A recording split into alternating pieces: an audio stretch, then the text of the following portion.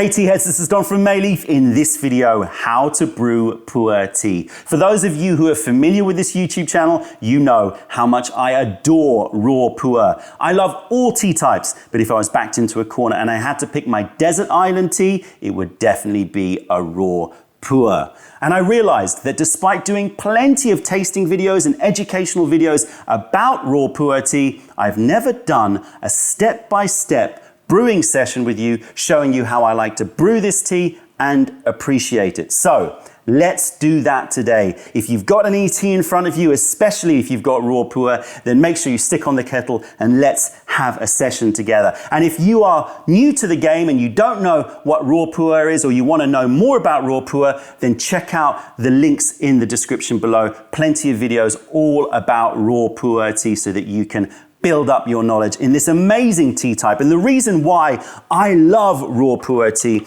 and it would be my desert island tea, is because it is probably the tea which, for me, represents the intricacies of terroir more than any other tea. What do I mean by that? I mean that the flavor profiles, the diversity in taste and aroma, finish, texture of raw pu'er tea is relatively unprocessed. It's really dependent upon the idiosyncrasies such as the soil, the climate, the surrounding nature of very specific mountain areas in Yunnan in China. It's such an exciting world. Raw pu'er, those pu'er heads out there know what I'm talking about. And all you seasoned pu'er heads, if you're watching this thinking, I know how to brew pu'er tea, stick around, because you never know, you might find that you learn something new and you can certainly contribute your ideas in the comments section below. So today we are going to be drinking Nasal Diver. It's been just under a year since I tasted this last, so I'm excited to see how it's developed, see how it's aged. This is a 2018 Hekai raw pu'er. It's not a gushu, which means ancient tea tree, but it is definitely old tea trees. So let's begin. First of all, I've got my guru here. Top tip, there are a couple of gurus. If you're watching on the weekend of this release, there are a couple of gurus on sale on the website. So I've got my guru here. I've got the cake, I've got my blue Gaiwan, 150ml Gaiwan, I've got a Gongdao Bei, and I've got a cup. This is Nasal Diver. We're going to open it up. We're going to start from square one. So in case you've purchased a cake and you want to see how to do the whole process from beginning to end, let's go. And it's worth saying from the outset that everybody is different and every tea is different. And so please use this video guide as a starting point for your brewing and your experimentation with pu'er tea. This is certainly not definitive. You can have your own ways of brewing. And in fact, that's the joy of brewing Gongfu style, is adapting to your taste and the particular tea in front of you. And the reason why I find raw pu'er tea so fascinating to get the right brewing parameters on is because of the picking. You can see here that the picking is varied. We've got buds here, you can see these buds, and then we've got larger leaves here. We'll break it up and we'll take a look and see the leaves. Because of the fact that you've got a very varied picking from buds all the way down to larger leaves, you've got a very wide spectrum of aromatics and compounds that you can extract. And therefore, when you're making your selections in terms of brewing, you've got plenty of scope to play around in order to get the exact balance that you like. Right, so knife goes in and you just lift. Knife goes in, just lift. Very, very simple. Different cakes have different levels of compression, but this one is relatively loose. So let's take out a nice chunk. And what you want to try to do is just not break up the leaves, not crack them as little as possible. Try to keep them as whole as possible like this. Separate out the leaves. What I like to do in terms of quantity is about 5 grams of leaf per 100ml container. So what I have here is 150ml Gaiwan, which means I want minimum of about 7.5 grams of tea. Put this on here, zero it down, and I want to measure 7.5 grams. Let's see how close I was. I'm going there. That was 6, okay. That's 8.3, 7.9, 7.53. There you go. So 7.5 grams. We're going to quickly wrap this up. Make sure you keep your pu'er cakes wrapped in paper and stored away from odors in normal room conditions. I've done a video all about how to store pu'er tea. You can check that out yourself. Right, so now we've got 7.5 grams of leaf. Let's go through everything one step at a time. First, let's talk about the quantity that I've used here, 5 grams per 100 ml. The quantity is going to affect the richness of the brew and the thickness or texture of the brew. So more leaf means richer and generally more texture. So 5 grams per 100 ml is a good starting point. I like to crank it up a little bit if I'm feeling like I want to treat myself. Next up, water. Water is a very complicated subject in itself, and certainly everyone has different preferences in terms of their water quality. I am using here filtered tap water that's gone through a softener, it's gone through a filter, it's been granderized, which is a different system for treating the water, a grander system. I'll put links to all of this in the description below. And finally, it's been left for at least 5 or 6 hours in a container which contains this bamboo charcoal. I love this bamboo charcoal. This is a great way to sort of remineralize the water, and it certainly adds a certain depth and sweetness that you don't get without it. I can't drink water now without it being affected or treated by this bamboo charcoal. I'll put links in the description below if you want to pick up any bamboo charcoal. Right, so the water is heating up to 95 degrees. That's 205 Fahrenheit. It was already hot, so this is now warm. I'm now going to pour this warm water into the Gongdao Bay, transfer the heat. I'm actually going to add even more hot water in here. I want everything warm. The reason for that is because, first of all, when you are serving your tea, you don't want the tea to cool too quickly. But in this case, the most important thing here is bringing the tea ware to temperature so that when the leaf goes into the gaiwan, the heat is already affecting it and the aromas are starting to be released. So we're getting a lot of aromatic release here. All the volatiles are starting to emerge. I'm going to leave it in here for about 5 seconds just to allow the heat to start to have an effect and cause the aromas to really build up in that gaiwan. Okay, so let's give these leaves a smell. So first of all, lid. Now I like to bring the lid just below my nose. Oh, it's been a while since I've tasted this tea. It's definitely darkened. I'm getting toffees, salted caramels, nougats, a little bit of orange. Now you can alter the way that you pick up aromatics by the way that you smell. So short, sharp sniffs will capture more of those high, bright aromatics and focus them up your nose, whereas longer, deeper, slower sniffs will bring out more of the warmer notes in the tea. So let's go with the short ones. Yeah, more of the orange zest coming through. And then long, I'm getting more of those aromatics that come from toffee and malt. Okay, now the dry leaf, same thing. Oh, a little incense note coming through.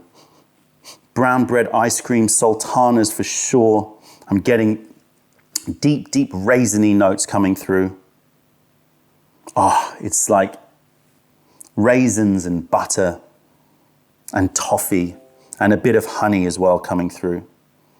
Beautiful. Right, now let's take a look at these leaves. Now that they've been prized apart and they're all nice and open, we can see that we've got a variety of leaf from the buds and the larger leaves. And the color is key. So if I have larger leaves and darker color, that means the tea can be brewed hotter and harder. We're going to go through what I mean by harder brewing in a little bit. If it's more young leaves and it's greener, then I would advise that you brew softer by default. And of course, you're now trying to dial in your parameters. You're going to get to know a tea and you'll change your brewing parameters with every session and even during the session. But just as a starting point, when you're looking at the leaves, you're looking at color and picking. And what I see here is a nice variation between buds and larger leaves, and I'm seeing a slightly darker color, obviously, than it was a year ago when it was harvested, because it has aged, and therefore I can brew this a little bit harder. What do I mean by hard brewing versus soft brewing? Soft brewing means that you're extracting at lower temperatures or you're brewing for shorter periods of time. It's all about getting a lighter, more gentle extraction, versus hard brewing where you are brewing either longer or at hotter temperatures. And how does that affect the experience in the cup? Well, with aromatics and taste, if you brew cooler or you brew shorter, in general, you're going to preserve more of those high, bright aromatics. So you're going to get more brighter, delicate notes in the tea, versus brewing harder where you'll have more strength and the aroma profile will move more towards the deeper, bassier profiles of the tea. What about bitterness and astringency? Softer brewing will mean lower bitterness and a softer texture in the tea, versus hard brewing, which will increase the bitterness and increase the dryness. Not necessarily a negative thing here. Bitterness and astringency is something that people desire when drinking teas, but finding the right balance is up to you. Next up is the aftertaste. Very, very important with pu'er tea appreciation and tea appreciation in general. How long is the finish? How long does the taste persist in the mouth, and how strong is it? So with softer brewing in general, you're going to have a shorter aftertaste and it's going to be lighter, versus hard brewing where you'll get a longer and stronger aftertaste. Also, physicality is a very important part of tea appreciation. It's not just about stimulating the aromatic and taste buds in your nose and mouth. It's also the physical sensation in your mouth, this sort of tingling sensation, the juiciness, all of these different sensations which come about when drinking tea. When you brew softer, you're going to have less physicality. It's going to be lighter, versus hard brewing where it's going to be more pronounced. And then finally, the number of infusions. How many infusions you're going to get out of the leaf? Well, obviously, if you're brewing at lower temperatures or you're brewing for shorter periods of time, you can get more infusions out of the same amount of leaf versus brewing harder. So I hope that that is clear. We're going to talk that through a little bit more during this session. I'm going to pour this hot water into the cup just to warm that up. I've got 95-degree water here because I want to start at a sort of cooler than boiling water. That's 205 Fahrenheit. Because I want to get to know the tea. I don't want to hit it and extract too much potential bitterness or too much potential astringency from the get-go. I want to get to know the tea. First up, what we're going to do, let me move this aside, let me pour this away. I'm going to give the little fish teapot a little dousing. Now we are going to rinse the leaves. Water goes in. I'm pouring more around than on the leaf. We're going to go all the way up top. You don't have to, but I like to because it makes it easier for me to just skim off this froth, which is not bad. It's just sort of pectins and sugars in the tea, but I like to have a clearer liquor. I'm pouring off some of this liquor just so that I don't burn myself. And then into the gong dao bei goes the rinse. I'm going to pour the rinse into the cup, and I'm going to leave this guy for about 10 seconds just to again allow the steam to start to open up the leaves. What happens then is that means that my first infusion can be shorter so I can preserve those aromatics, but it won't be too light because the leaf has had a chance to open up. So I'm going to give tea to my little teapot here, and I'm going to pour it away, and I'm going to make sure that it is clear of any little bits of tea dust. That's one of the advantages of rinsing the tea leaves, is that you are pouring away some of the finer particles. So now I've got a clean gong dao bei. I've got my cup, which is nice and warm and being seasoned already. Now let's get our nose into these leaves. Again, lid first. And again, short sniff and long sniff.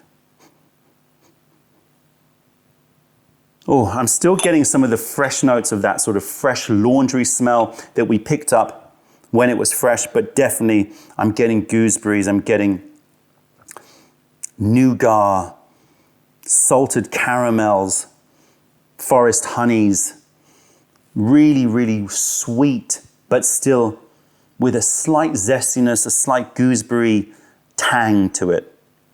All right, now that these leaves have had a chance to dissipate the steam, if I put my nose directly into the wet leaves, instead of smelling the leaf first, instead of smelling the lid first, then I'll get a nose full of steam, and that will hamper and affect my ability to smell. So now you can see these leaves are not steaming, but they're still warm. Oh, malt loaf. Oh, toasted malt loaf. A bit of face cream. Some lemony note coming through as well. Maybe more in the pomelo. Lemony grapefruits. And some flower, lilac perhaps. So take your time, explore. This is the joy of pu'er drinking. You don't have to move on to the brew. You know, actually what's really great is as the leaf starts to cool, the aromatics in the nose start to change as well. Now, let's go for our brew. We've got 95-degree water, 205 Fahrenheit. Now watch how I pour this in. I'm not going to hit the middle of those leaves. I'm going to pour it around. We'll talk about that in a little bit, but just note that I'm pouring it in. I'm not going to go necessarily to the top, but close enough. Remember, we measured this according to the capacity. I'm going to start a stopwatch, and I want 15 seconds here for my first brew. Now, some people like to brew very, very short. Some people like to brew longer. I think 15 seconds is the right amount for assessing a tea, for starting. So that's 15 seconds. Again, I'm not worried about those little bits of leaf that go in. I prefer to maintain texture. If you do, then use the filter. Very important, do not leave the lid on now. Very important that you take the lid off. We want to preserve now the ability to get as much out of these leaves as possible. So leaving the lid on would cause too much mustiness and steaming to go on in the gaiwan. That's not good. It will damage the overall resilience and taste of the tea. So now we're going to pour some tea in. I don't like to go too high to the top. I like to bring it to about 3/4 up the cup so that I get some room for my nose to pick up a little column of the aroma here. Smelling the liquor is something that you can do. I like to do it a little bit. Obviously, every time you're drinking, you're bringing aroma into the nose as well as the liquor into the mouth. And I'm getting a sort of pandan creaminess coming through here. Okay, first up, texture. Texture is nice and medium thick, I would say. Medium thick texture. If this was a gushu tea, which is the ancient tea tree material, you'd expect it to be slightly thicker. Very, very nice though. So I like to concentrate on texture first just because you only get one opportunity to assess texture before your mouth gets used to the texture and it becomes harder to discern. So medium, thick. Now we focus on taste.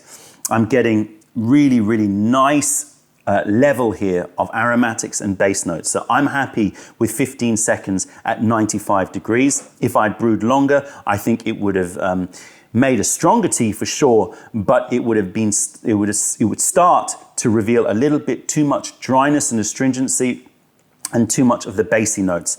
So I'm picking up those honeys, I'm picking up cream. So the brown bread ice cream, which is one of my most familiar tasting notes with Herkai tea, which is where this tea comes from, is definitely there. Really, really nice. I'm getting that grapefruit tang as well, a little grapefruit zest. So Take your time, sip along, sip slowly. You can choose if you want to give it a little slurp. I like to slurp a little bit, but not too much. I find if I agitate the liquor and I try to do all of that thing that a lot of tasters do, for me, I've done videos about this before. For me, I don't particularly like it because it brings too much humidity, I think, up my nose, and it becomes harder for me to have retronasal aroma. What do I mean by retronasal aroma? What I mean is when the liquor is in your mouth, if you breathe out through your nose, you're going to pass a lot of nice aromatics through your nose and you're going to be smelling in reverse. It's a great way to amplify the experience of the tea.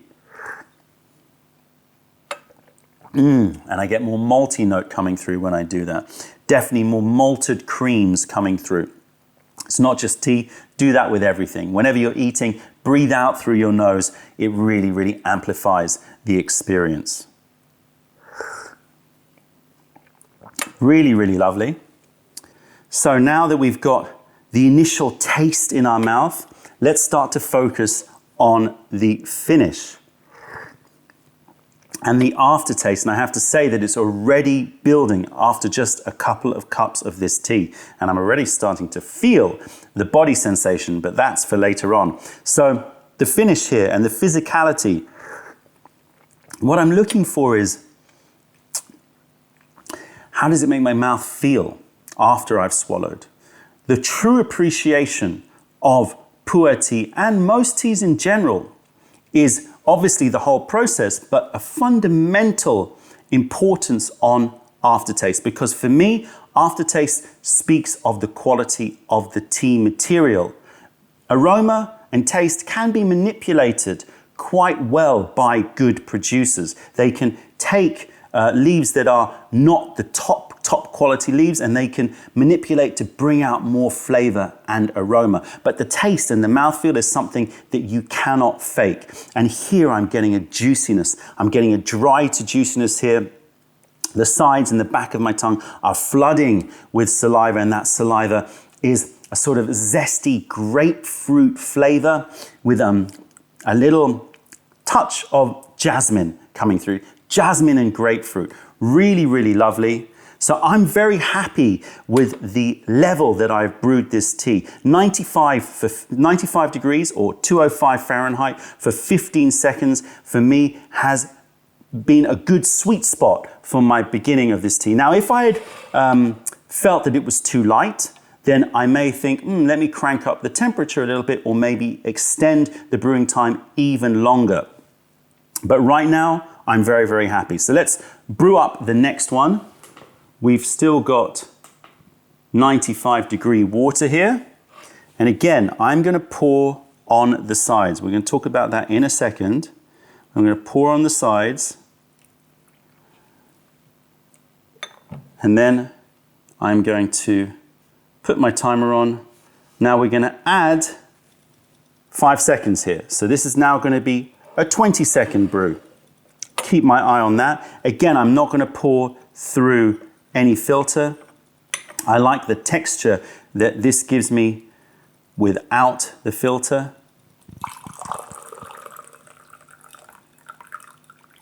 Here we go. Second infusion.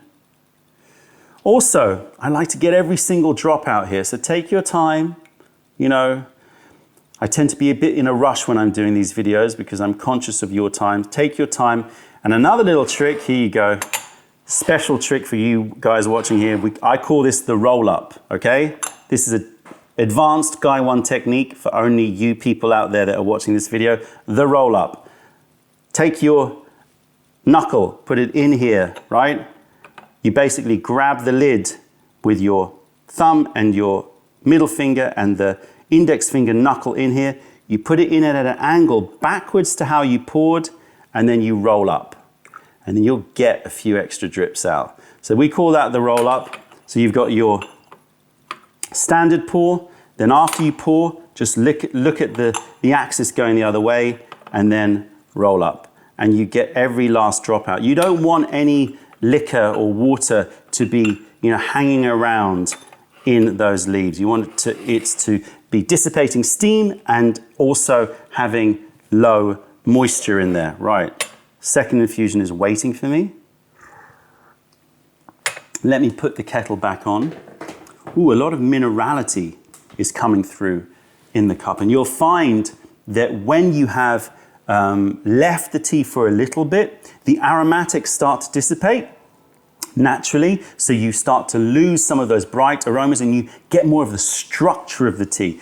So what I like to do is once I've found my sweet spot, and we happen to chance upon it right now, then I like to sort of add 3 to 5 seconds per infusion for about probably the first 5 or 6 infusions. So I don't mess with temperature once I know the temperature is good. And then after that, I can start to crank up the temperature when I feel like the leaves need a little bit more energy to get more extraction. And by that point, a lot of the high aromatics of the leaf will already have been sort of used up in the first 5 or 6 infusions. And so now what we're trying to do is get the water into the leaf and get more of the extraction that's happening from the plant matter as opposed to the aromatics, which live more on the outside of the leaf. Let's see what the second infusion is like. Nice, rich golden color, beautiful sort of egg yolk orange. More minerality. Again, I'm happy with the dryness. I'm happy with the bitterness. If you felt that it was too bitter or too dry, then you can reduce your temperature or reduce your brewing time. So you're going more in that soft brewing spectrum. If you want more, then go harder. Okay. Another way that we can control how hard or soft our extraction is by the pour, where you're pouring the water over the leaves. If I pour the water directly on the leaves, in China they call it the dan, the cha dan, which basically means the gallbladder of the tea, which I know sounds a bit weird, but if you pour the water directly onto the cha dan or the gallbladder of the tea, then you're going to extract more bitterness and more astringency, and you're going to be moving the spectrum from softer brewing to harder brewing. So it's not just the temperature, it's not just the time, but how you pour the water has an effect. So if you have a pu'erh tea, a raw pu'erh tea, which is very soft and very gentle, and you want to bring out a little bit more of the bite, then pour directly into the middle. But if you've got one that's a little bit more sensitive, is a bit stronger, has a little bit more of that sort of aggressive note, then pouring around is very, very important. I'll show you that. So I'm going to intentionally break the cha dan or gallbladder by pouring directly in. Same temperature water. That is now going to make a difference. I will time it again. And now we're going to do 25 seconds. I'm going through this rather quickly so the tea pet gets a lucky day for the tea pet, a lot of tea for you. If your gaiwan is too full, then just use the lid to take some of the liquor off. 25 seconds. Same temperature water. Let's see what breaking the gallbladder or the cha dan has in terms of effect. So getting every last drop, then the roll up, get those last stragglers, and then lid off, make sure that you let those leaves dissipate and cool down. So I'm going to quickly sip this tea, turn off this ticking watch.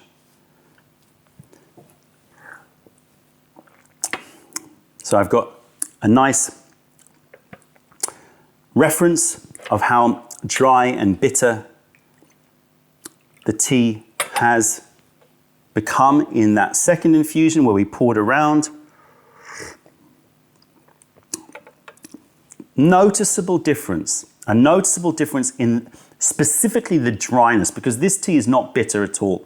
So this tea is very, very nice and soft and has some bitterness, but not as much as some of those powerhouse areas like Laoman'er and Laobanjiang and those real powerhouse mountain areas. But I notice the level of astringency and dryness is definitely higher when you break the gallbladder or the chardan of the tea. Now, some people are very precious about it. Some people like to only pour in one area. Some people like to pour the water for each infusion in different areas. For me, I don't like to pour directly in the same place every time. If I'm brewing with a side pour, so I'm brewing softer brewing, then I like to make sure I move around. I don't like the method that some people use where they pour on one side water and they'll always sort of pour out the tea from the other side, so the water is always going through in the same direction. I don't think that contributes to a nice balanced display of the tea through different infusions. I think that if you're always pouring through the same direction through the leaf, you are not getting the true diversity of the flavor of the tea. I like to go around if I'm pouring with the side pouring method.